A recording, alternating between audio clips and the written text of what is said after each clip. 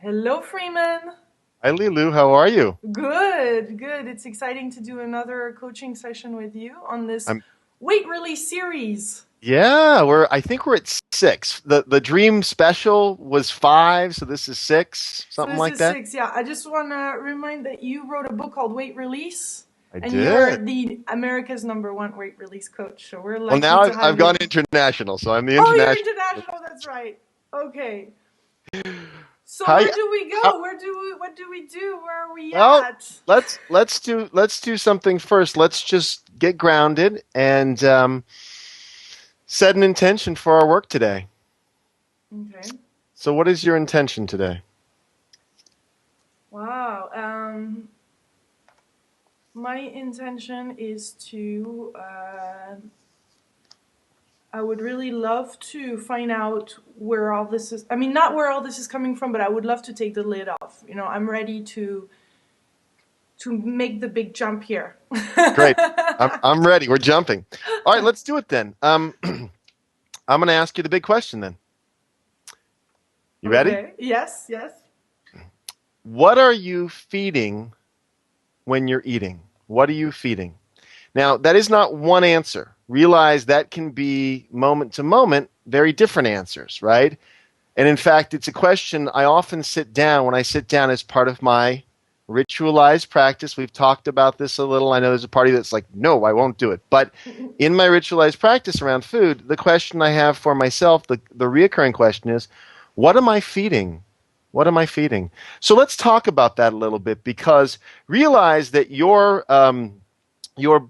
thoughts, your beliefs, your feelings, they're going to come out consciously or unconsciously, right? They're going to Yeah. come out either in a constructive way or in a destructive way. Our work is to become conscious so that you make conscious choices and your thoughts, feelings, your experience, as it were, comes out in constructive ways and very specifically around food. Because for you, and I'm very similar to you, food has been a place where a lot of things have come out, right? Yeah. So So, let's just start right there. So what are you feeding when you eat? Let's just play with that a little bit. well, usually I'm feeding my fears and stress and Yeah, loneliness, separation, anxieties, when I don't have an answer. So yeah, the whole the good not good enough. yeah, yeah.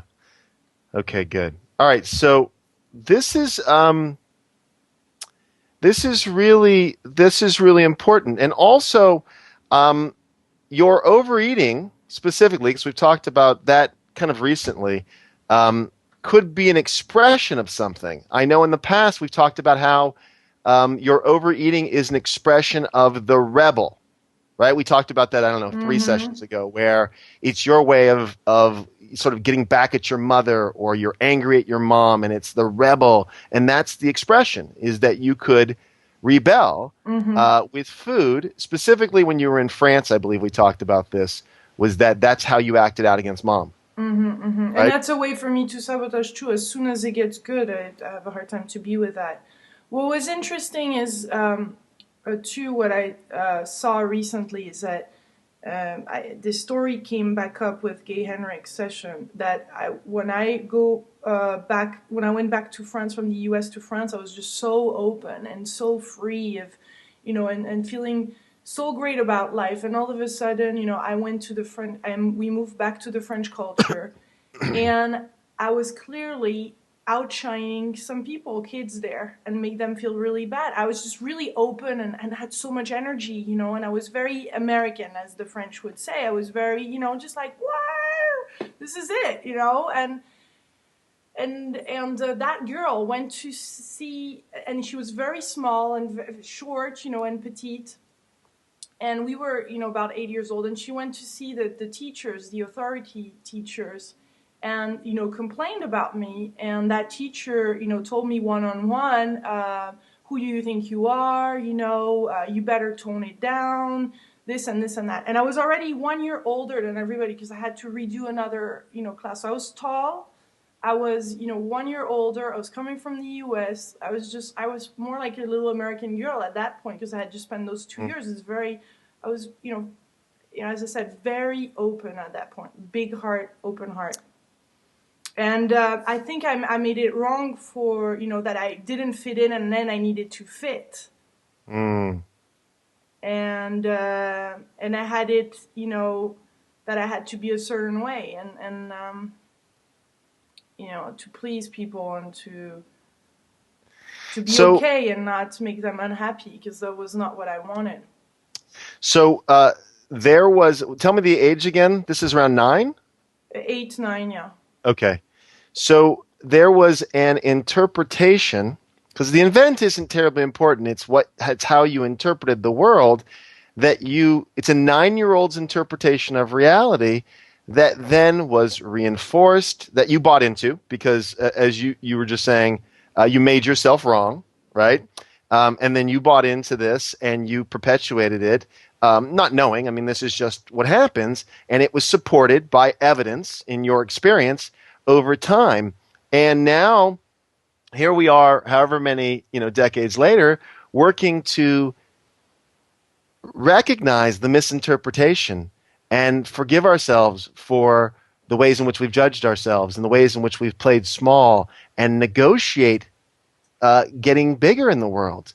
It's interesting. Barnett uses a very interesting analogy, and I really like it. He calls it the governor. Mm-hmm. And it's interesting. The governor I think of in terms of like governing, whatever, a city or a body or whatever, so that it's governing. But he uses it in a very different way. He grew up in Montreal, north of Montreal, and they had snowmobiles.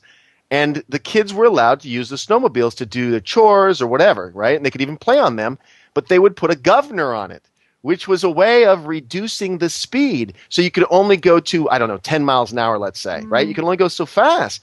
And he says, kids, we were always trying to get the governor off, but we couldn't. So what we did is then we built mounds, and we go jump over the mounds. And when that wasn't fun, we crash into each other. And it's interesting. It's an analogy for his life. He says, then in my life, what I recognize is I had these governors on me. And instead of expanding beyond the governors, I just crashed around in this slower velocity because I didn't know how to get past them. And it's a great analogy. I really appreciate that. So I bring it up only because clearly these rules and restrictions, this governor, this sort of cap we have on what we can expand into, is built oftentimes from a very young age and on. And we just find evidence to support it, and we find ways to come out. One of the pieces I thought was fascinating, I watched some of your French videos. I don't speak a word of French, which is really interesting because all I'm doing is reading you energetically. And do you know what I thought about those? Mm-hmm. First of all, I didn't recognize you. I don't know who you are in French. Seriously, I don't know who you are. And it isn't because I don't understand you. This is not what I'm talking about. It's who you become when you're speaking French, or at least in that moment. I don't know who that person is. Now, you here, I know. I mean, I see your eyes, and I'm like, oh, I know Lilu, But this other person, I don't know who it is. But maybe you saw some of the ones where I'm just talking to the camera? Yes. But those were comic videos, so I'm making I'm not being serious. I'm talking about, because you see in French it's a bit harder to get all those topics out and to speak about spirituality just as it is because of the culture. So yes. What I do is that I have a lot of fun with them, and I'm very I've got a lot of humor in French, and I just express it like that. So I'm doing it in a sarcastic, but it fits the culture, so the message gets across for French people watching. I get it. And I have a lot of fun, and it's another expression of me. I agree. And I'm being authentic when I'm doing that and having a lot of fun. It's pure improv. Basically, I'm doing an improv when right. What you saw. Okay, let's talk about it for a minute, because there is a persona, right, that you take on to negotiate with the rules of the French culture. True statement. You're having fun with it. You're finding a creative way to express yourself within the confines of the rules, right? Yeah. So you got the governor on, and you're building these little mounds, and you're jumping your little snowmobile. But the governor's that how you were able to get permission for yourself, how you were able to get permission for yourself within the confines, right, of the culture, how you were able to come out in certain ways and not able to come out in other ways. And when you went to France, there's clearly, again, the culture. And so you were finding your way, and you found this very creative, very comic, very wonderful way to express yourself. And that's really new. I have to say that those videos, I mean, it's difficult to explain. And you picked up something, but, it's hard when you don't understand the language either and know the culture. So what you picked up, there's certainly part of reality, but this is a very new expression for me, how I've expressed myself and how I dare to jump in and be free about this topic is a huge deal, me doing those videos. And it's a huge deal also having them being received the way they have been received, by French people and totally loved. This is the first time I'm connecting really to France on this level. I'm thrilled. It's huge. It's really huge. Now, I want to go all the way back to something I said, maybe session 1 or session 2. Lilu, you get to keep your personality. You don't have to change it. Even if there's a part of it that is working with a governor, you still can. I had no governor there, by far. I mean, I dare to do something that usually I never do, which is really doing an improv and doing humor around this. I mean, I wish I would even do it in English. I think that was just awesome, and I had so much fun. Good. Like, all right. I was so in the moment and all of that. However, in France, though, I would recognize that if I have to take a normal tone, I have a hard time to just be just not authentic, but just be purely myself. Like, I have to. This is a way I got by it by using humor. That's what I'm saying. But however, it doesn't take anything away from that humor. You know what I'm saying? I'm not taking anything away. Yeah. What we're talking about right now, it's interesting. I'm right on the edge of which way I want to go with this, because I want to go into a piece of this. All right, I'm just going to say it. The piece that I wasn't seeing was your vulnerability. And that's the part that I personally adore about you. That's the relationship that I connect to. And the piece I say, when I look at you and you're vulnerable and you're open and you're honest, even if you're venting, by the way, I can trust that. I trust that. And it isn't to say I don't trust you in French. I don't know what you're talking about. But but to say that you were finding expression is wonderful. No one's taking anything away from you. You get to find expression. What I want to go all the way back to is the integrated self. So if we have an observer for how you get permission under those circumstances and how you found a creative way to come out and express yourself in French where you were being accepted. Let's go back to the 9-year-old. Lilu comes to France. Her personality's coming out in a way that she's told, right? Mm-hmm. That's a really real, painful part of your experience, correct?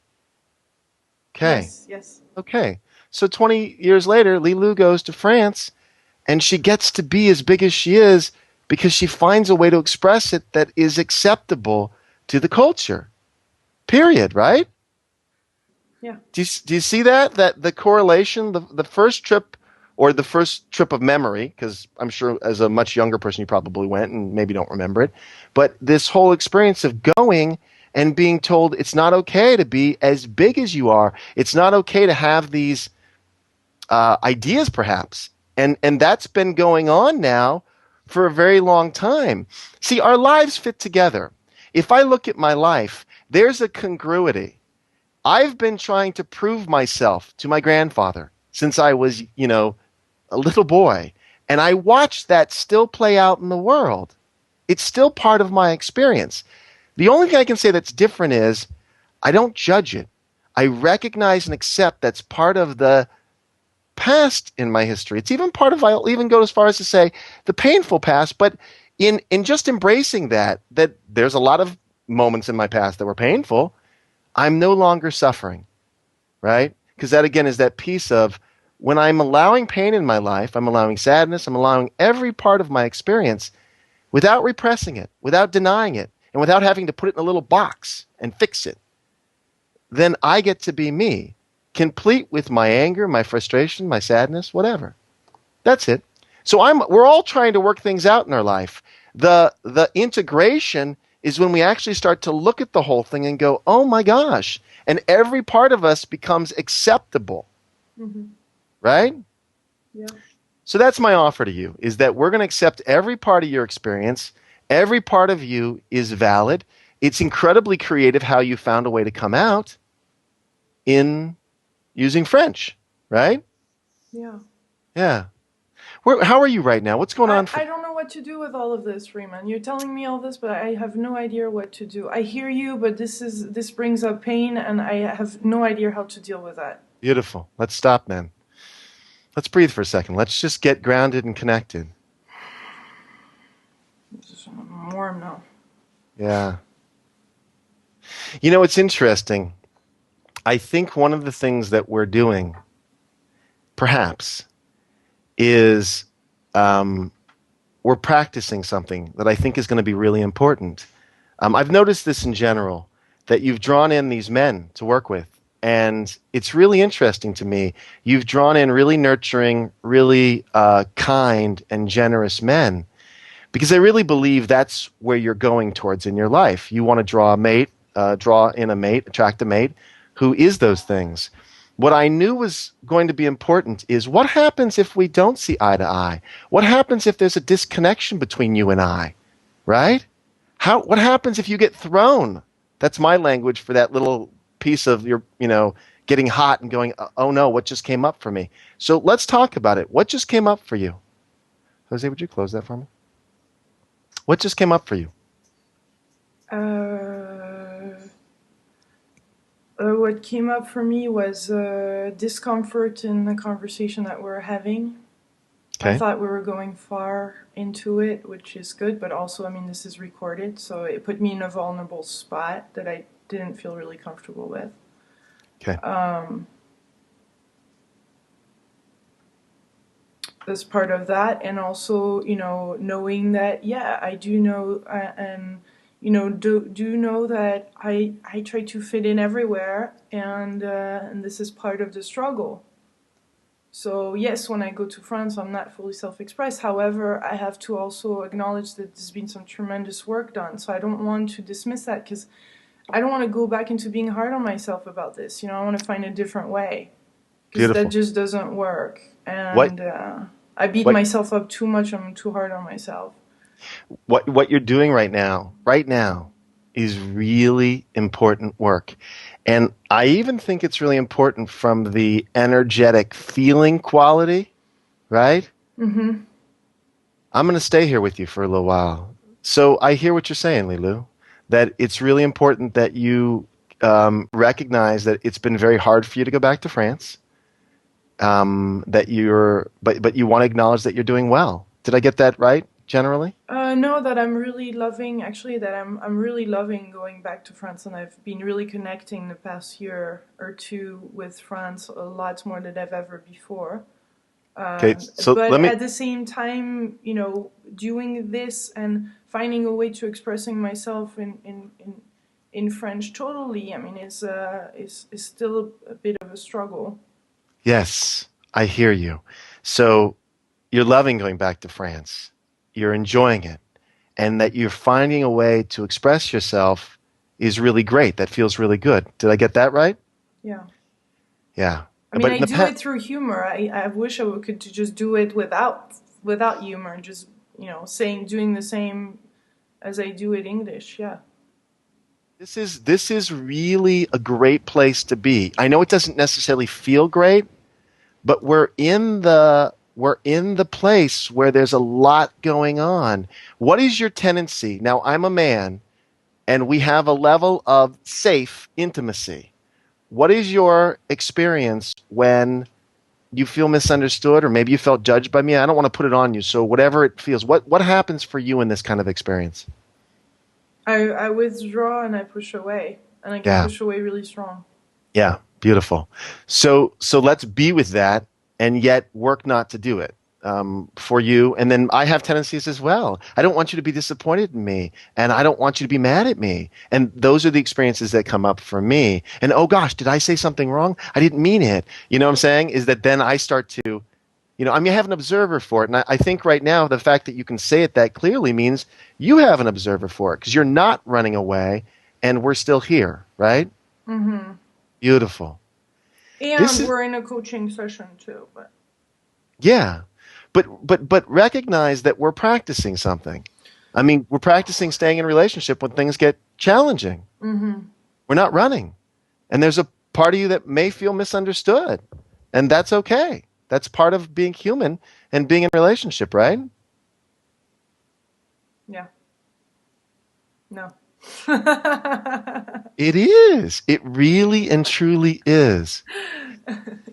It's interesting. I was telling my wife something. We have a very co-creative relationship. And in my book, there's a relationship vision that my wife and I created. We co-created that. We're co-creating this. And I said to her, I want our lives to be co-creative and not codependent. And she said to me, forget about it. Some part of our lives is going to be codependent. That's just it. That's part of the experience.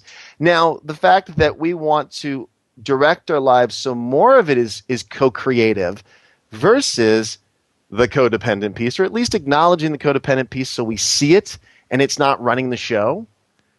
All right, but the fact is, look, there's some part of us that is hurt, and my wife will inevitably prick that.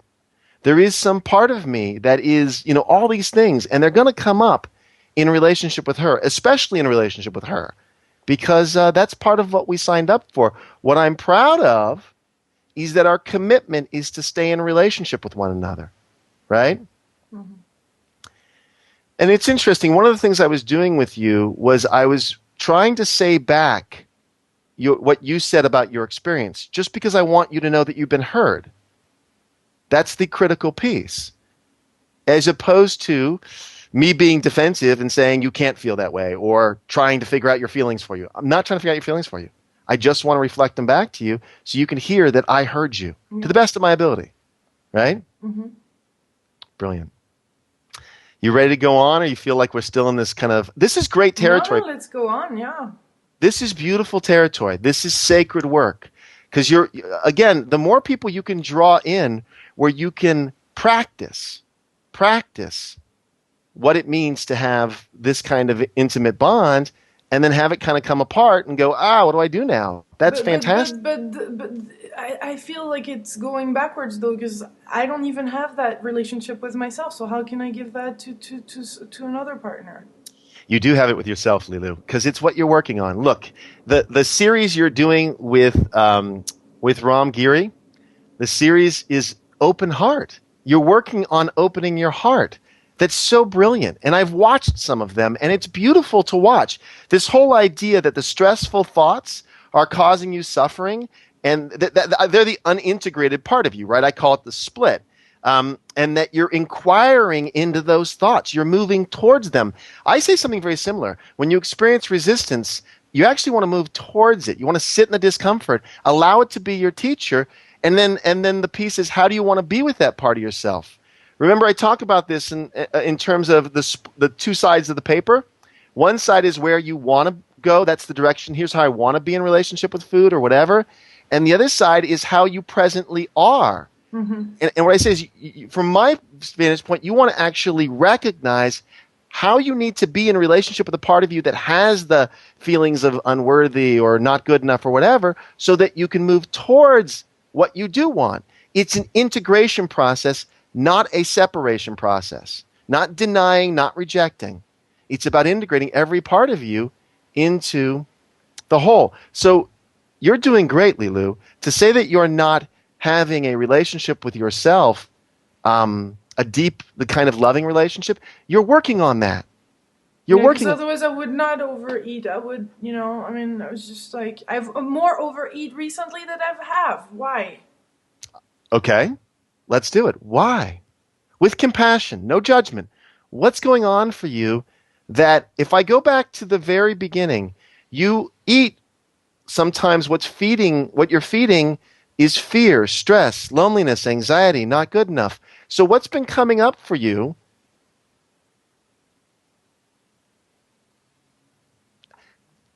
What's been coming up for you, Lilu? You want to say something? Well, the only thing I want you to know is that you're doing all this work. You're doing the work with Ram Giri. You're doing the work with me. You're doing the work with Michael. You're doing the work with Gay. It's Uh, huge, and it's soon with huge. Sonia Choquette. And with Sonia Choquette, who I love, by the way. She's amazing. So here you are digging in. And it's so interesting. When my clients do the heavy lifting, a lot of times they report that their eating starts because that's how they've coped. Right? Yeah. So it makes sense. Just like when we talk about the 9-year-old who didn't have permission to be big and that you spent the rest of your life trying to figure out how you're going to be big in the world, it helps. It makes sense. We don't have to blame anyone at 9. We don't have to fix it. We just recognize that it makes sense. So it allows you in the moment when you feel like you're being too big, you know what aspect of you is coming up. So you can talk to it.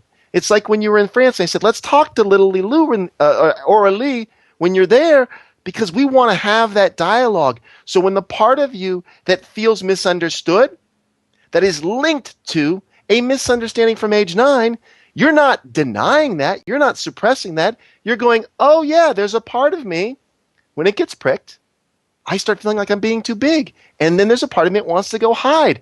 And I learned that first at 9, and then I had all these experiences that supported that that's true. And so for you, there's a very real part of you, an aspect of you, that we're working with. We're trying to heal it by applying compassion to it. That's all healing is. You apply compassion to a part inside of you that's still hurt. And there's still a part of you that is reacting to the world from the misinterpretation of a 9-year-old girl. Mm-hmm. Period. Right. I got them. Lots of them. Every day. I'm a traveler on the journey. I'm not a guru. I'm just a traveler on the journey. Can you see me okay? Because you just froze. Yeah, I can see you okay. Perfect. Okay, so how you doing? I can't see your eyes. Are you okay right now? Yeah, yeah. Okay, now you came back. All right, good. Yeah, I want to care for you in this. I want to gently take you through this because I know there's a lot going on. And look, I also know there's a lot going on in that you have all these people who are saying, by the way, very similar things. Because I've watched, like I say, I've watched a bunch of these. And everyone's saying to you, love yourself, integrate these pieces. I love, by the way, can I bring up something that some other people said just because I think it fits with what we're doing? Mm-hmm. Do you mind? No. One of the things that Michael said, which I thought was really beautiful, when you were talking about how you're going to get there, and you said, Michael I see the bus. Lozier. Yes. And he said, you said about the bus, and he said, how about a plane? I thought that was brilliant. And what he said to you is really important because he talked about how you're fulfilling needs. There's a need for you to go out and express yourself in a particular way. And the bus would be a vehicle, and the plane would be a vehicle, and there's lots of things that would be vehicles of it. And he said, I want to know what's behind or what's motivating the choice or the thing that you're trying to manifest, right? He wanted to know what was underneath it.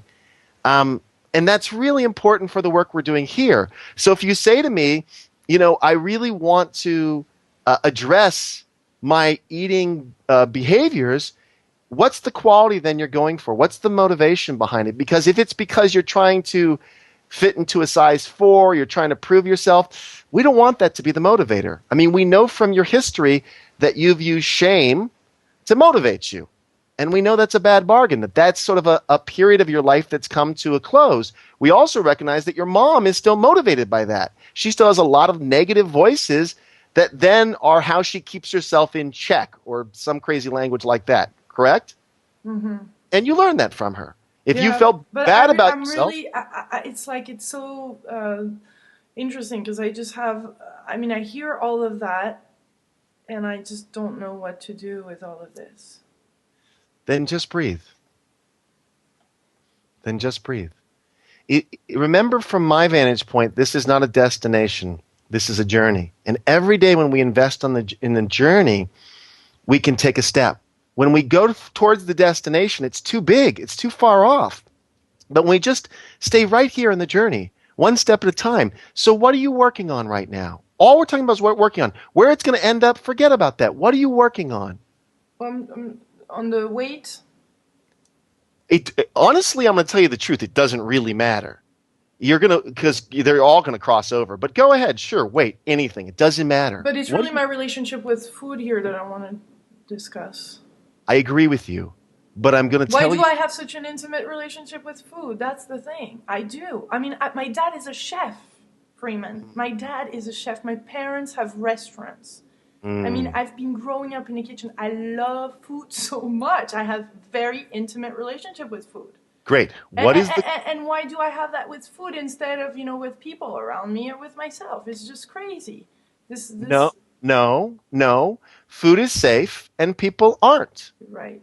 Okay. But you're working on that. So food in the past has been your comforter, right? It's been your way of coping, and it's also been your punisher. You've punished yourself with food. It's been an aspect of your rebel voice. You punish your mother with food every time you do that, or not every time, but when that's the energy that's running the show. So how do you want to be in a relationship with food? How do you want to be? That's all we want to talk about. I do want to enjoy the food, but I don't want food to run my life. I want to understand that it's something that nurtures my body. Perfect. Okay. Hold on a second. My body. Okay. I want to treasure this body. I don't want to do the yo-yo, the this and that. One day I go fully black, then fully, white. I mean, it's just I know enough things to, do what I need. I know exactly what to eat. I know exactly what to do. Well, you do intellectually, but the part of you that's learned to cope with feelings using food doesn't. So the fact that all these feelings are coming up and that you've been overeating, to me, makes perfect sense. It makes perfect sense. So let's just stop here for a sec and say I'll just use some of the other work you've been doing. Okay, what you did with Gay, which I thought was brilliant, the wondering question, a genuine state of wonder, stepping into what might be possible, like who knows. So when I say how do you want to be in a relationship with food, how do you want to be in a relationship with food? Do it. Do the Gay process. I don't care. Do any version that works for you. How do you want to be in a relationship with food? Let's just imagine what's possible. Let's honestly wonder. What's possible for you in a relationship with food? That's a hard one. I wonder how respectful I can be in my relationship with food. Where's your You're supposed to I wonder how great my relationship with food can be. And my body. I wonder how great my relationship with my body can be. Breathe when you do it, too. I'm playing Gay right now. He's awesome, by the way. I love that playful, guy. Huh? Unbelievable. Yeah. And I like that. So this is it. Play around with the idea. This is great stuff. I mean, how you want to be in a relationship with food. I want to enjoy food. Can I see myself really enjoying food versus feeling conflicted? Can I really enjoy it? Can I use food to nurture myself? Can I really begin to? And then it's interesting because the next piece of the puzzle... Can I create a new relationship with food? Yeah. There you go. And then here you go. The next piece of that is, and this is actually the click we talked about offline, is can I commit to that? Can my life be, can I really begin to work with this idea that maybe food could be my friend? And what am I feeding or what am I fueling? What if your food is fueling that, what I call the imperative? And the imperative is for you to, I don't know, express yourself in the world, make a difference. I never want to write that for you, but as you come up with what it is you're really doing, what's your soul's purpose, and then food becomes a direct way that you fuel your purpose, if nothing else, because you need the energy. So you start to think of food as energy. I do this. In the afternoon, I have my sardines because those give me energy. And I'm choosing foods that fuel my passion and desire to express myself in the world. And I know when I eat the junk food, I crash. Now, here's a secret. I still do it. I describe it like two paths, okay? This is the old pattern, the old habit, neural pathways. It's like a road. And all I do with my practices is I build a road alongside it. Most of the time, because I'm practicing, I can stay on this road. But when I get completely overwhelmed, boom, I go unconscious. And that is the default setting. I mean, I think over time this becomes more and more the default setting, but it's still a balance. It's not like it obliterates it. But here's the trick. The moment I apply compassion to myself, literally, I switch back. It's that instantaneous. So I can have a night of eating just crazy, like, whatever. And then I just apply compassion. And the next day I'm right back on track again. And there's no damage done, right? I'm just right back on track again. And part of my experience is sometimes I slip off track. Can I live with that? And my answer is yes. I don't know what your answer is because I think that there is a very loud voice telling you that you've got to be something. I mean, that's my from working with you, that's my impression. How do you want to be? How do you want to be in a relationship with food? How do you want to be? Free. And free, beautiful. And enjoy it and make it pleasurable and make it about nurturing yourself. Mm-hmm. So let's do it. I know there's a rebel part of you that said, I don't want to, but let's do it. Let's create. I honestly said I don't want to, and that's the rebel, but I'm being an authentic rebel. And I want to give the rebel a voice, by the way. I mean, I think it's really important that your rebel has. I try to do it. I just do it once, and then breathing in between and honoring. I try that. It doesn't stick with me. And as opposed to try, can I just change language a little bit? Mm-hmm. I'm working on it.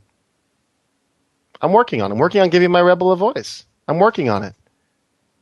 It's a different energy. There's no destination. There's no losing. Mm-hmm. Today was a hard day. Okay, but I'm working on being kind to myself. I'm working on honoring my needs. I'm working on self-soothing.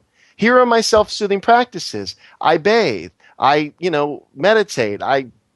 Those are my self-soothing. So when I'm anxious, again, it's that emergency worker thing. I recognize I'm feeling a lot of anxiety. I know what to do. I've got it rehearsed. I know where to go with my anxiety because if I don't do that, my beliefs, thoughts, and feelings get expressed anyhow. They just come out sideways. I want to be conscious. I don't want to go unconscious. Right? Mm-hmm. Let's do it. Let's start to, and this is all you, I'll help you with it. So you have your practice in the morning that's working really well for you about setting intentions and so forth and so on.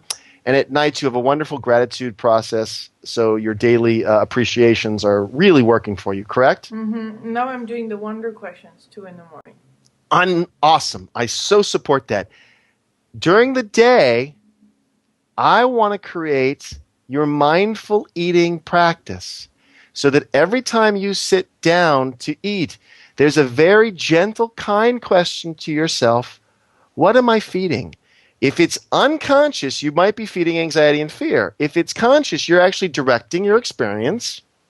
I'm feeding my inspiration today. I'm feeding you do the math and what it feels like. If nothing else, I'm feeding my body. Hands on my stomach. Breathe 3 times. That's a great way for me to ground because a lot of my emotions for me, you can't see me, but I'm holding my belly. But that's where my emotions lie. So if I sit down to eat and I just put my hands on my belly, I can be at a restaurant, no one even knows what I'm doing. I take a deep breath. I like to close my eyes, whatever, and I check in. Check in. How's it feel to be me? I breathe between bites. I will often take drinks of water between bites because I see the water as refreshing and it's a great way for me to eat. So mealtime affirmation is important. I like to say grace. I like it public. I like involving my kids because I'm helping them. You can do any of this you want. What I want you to do is determine what your practices are, write them out, send them to me, and practice them. And that's all that you're really going to do. And the degree to which this is fueled by self-love, you will be successful at it. The degree to which it's an agenda, like I want to lose 10 pounds, forget about it. We're off. We're lost. If it's about nurturing your body, I can support that. If it's about beating yourself up, I can't support that. Right? Mm-hmm. And so much of your eating behavior has been this kind of thing. It's been an expression of a lot of your unconscious beliefs, negative beliefs about yourself. We want to shift that so it becomes an expression of your self-love. Thank you for being such a stan, Freeman. Thank you for being so loving and caring. To do this and to stay with me even in this time where I'm being really a rebel and so tough. You're perfect, Lilou. I'm not going to talk about the other day much, but I'm just going to say that, look, I want you to be able to vent. And I want to be a safe place for you to go and vent. It's interesting. My wife and I have an agreement. This is my agreement with my wife. You can bitch as much as you want so long as you don't make it about me. And then she can have her day. She can get home with all of her frustrations and she can have at it. And it doesn't have to look pretty, by the way. She can blast people and say they're idiots and all of that. And at the end, we just release the judgments and allow for the fact that a part of her got upset, angry, and hurt. And then it's okay for her to be a human being. And she doesn't have to be perfect. And I do something very similar, right? Okay, so here is my... Here is what I'm going to do this week. I will put this in place all week long. And I will, at the beginnings of the meal, be conscious of what I'm feeding and breathing in between the bites and being present. And do this and going into trusting you for teaching me that this is one way that can work. Yeah, and let's also set up a couple more pieces of this. They're not a big deal, but when you go shopping for food, I want you to set intention, and I want you to, in a moment where you're calm and your body is not hungry, so don't go shopping if you're hungry, have a snack before you leave or do something with that, and then write out the foods that you want to buy so that you're really clear. And if you can, next to them on the right-hand side, write what the quality is in them. And that can be literal, like it's protein, which means it's fuel for my body. That's fine. It's fiber, so it helps my body to digest. It reminds me that I'm full. That's fine.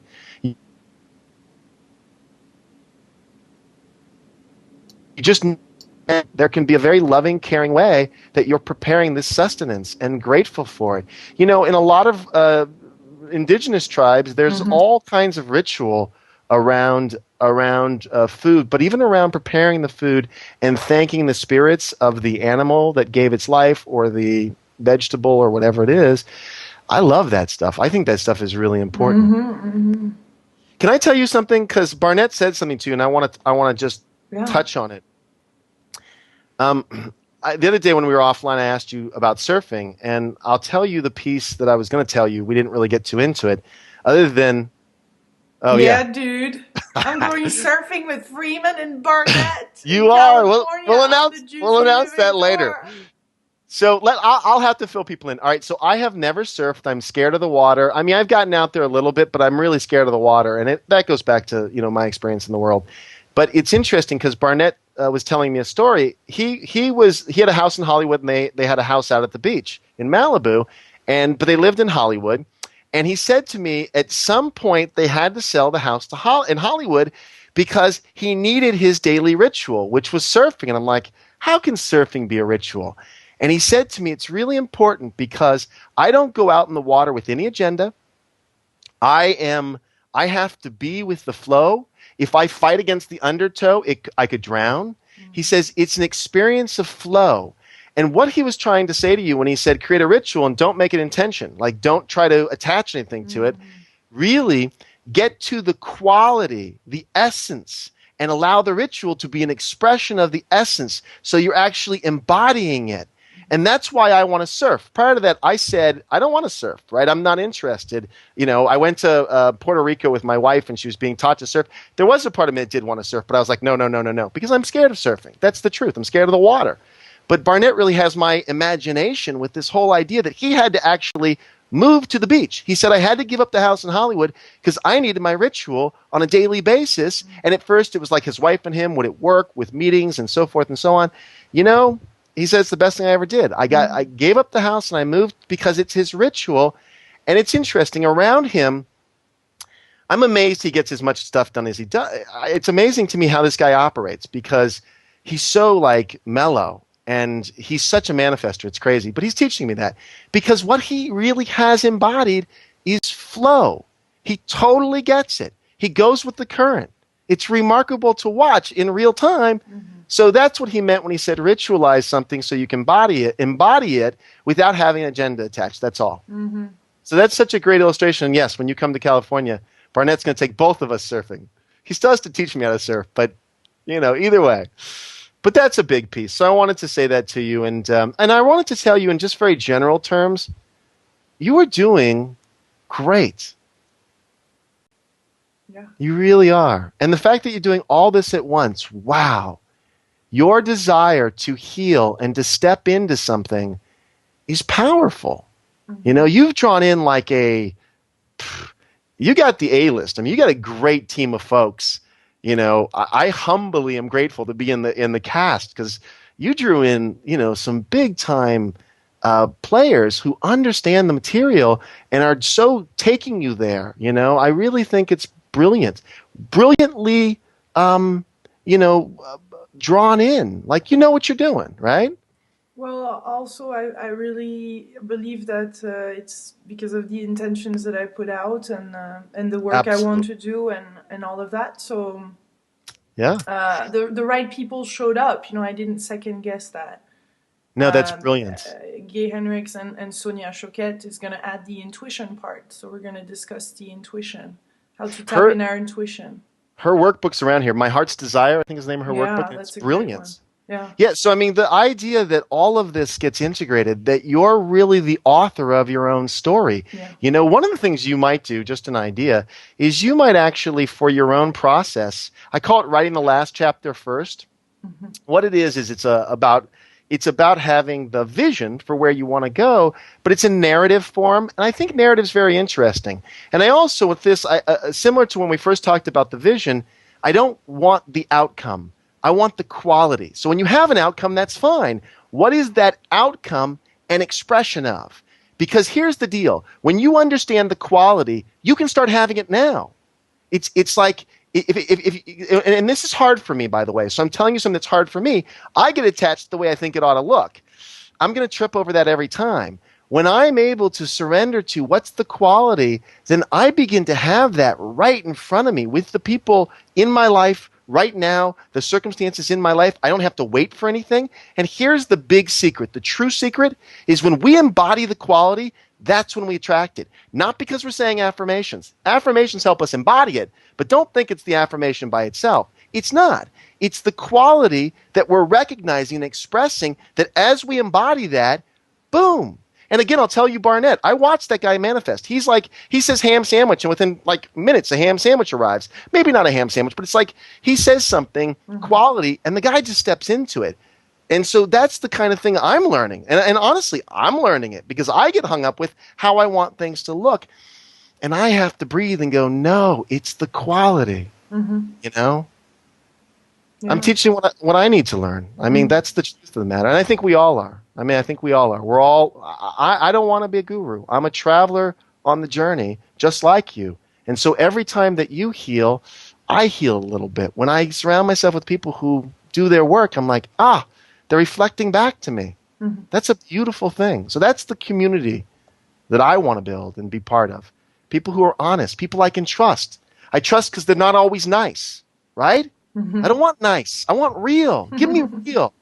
Seriously, when you were a little oomph the other day, I was like, yes, I'll take it. I'll take you exactly how you are. It's a better bargain. Oh. You got your work for the week. The mealtime affirmations, send them to me. The practices, okay. And then just when you go shopping and when you do the preparing, just make the whole thing very ritualized about the quality, not the expression. I don't care about that. The quality of how you want to be, the quality of what the food is, the quality, quality, quality. Then the conflicted part will, by and large, I take care of feel that I do a pretty good job at the quality and the type of food I eat. beautiful. Yeah, I have some really good ways of eating healthy foods. I love vegetables. I think I have a very balanced meal, always a bit of, carbs and always vegetables and protein. I mean, yeah, that I was taught very well by my parents. Those are awesome habits that I got. So the two pieces, the one we're working on this week is your practices around food so that Yeah. you're practicing on a regular basis. And then the other piece, which we'll work on next time, is really about the pattern interruption because we're Mm. going to need some of those. So we're going to do, so I'll write this I'm down. I'll remember. interested about that. Yeah, the pattern Well, we're going interruption. to, That's yeah. that's that's a big piece. Yeah.